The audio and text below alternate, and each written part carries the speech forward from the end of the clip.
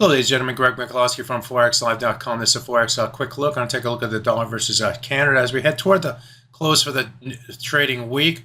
Let's talk a little bit about what happened this week and what we can look forward to going forward. So let's get started. I'm going to look at the hourly chart, and if we go back 1, 2, 3, 4, 5 trading days, the close level from last week was right around this level right here, and the price initially moved lower, finding support against the 100 bar moving average on the 4-hour chart. That gave the buyers the go-ahead on Monday to push higher, and we did. We moved up to this swing area up through here, found willing sellers against near the highs for that level, rotated to the downside, moved higher again on Wednesday's trade, taking out the high of this swing level, but could not sustain the momentum to the 38.2% retracement. That's of this move down from the August high to the August low.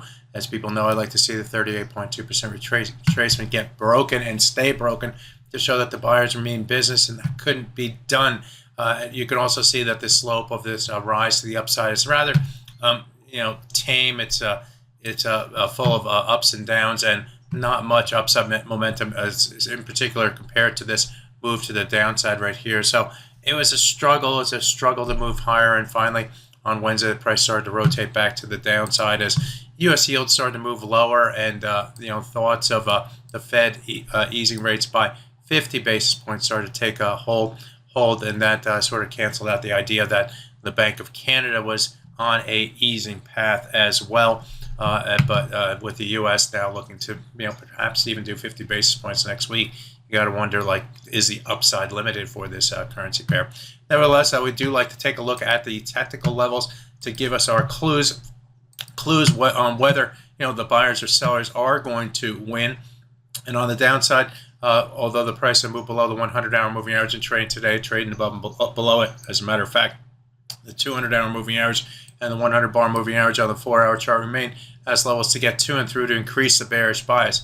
Conversely, if the price were to start to trade more comfortably above this 100-bar moving average, start to move into this swing area, maybe the dollar is moving higher and the Canadian dollar is taking more control. Maybe we do get that move toward the 38.2% retracement and toward this falling 200-bar moving average on the 4-hour chart, which is gaining on the 38.2% retracement, making that area, this area right through here, a key level in trading, not only today but going forward into next week's trading. So we'll be watching this area near the 136.33 for clues, if not today, then next week, if the price should move lower or move higher. So on the downside, we we're showing some signs of weakness. By the way, we're also below the 200-day moving average here. So some signs of weakness below that 200-day moving average and moving below the 100-hour moving average. But there's work to do on the downside. On the top side, got to get above the 38.2% and the 200-bar moving average on the 4-hour chart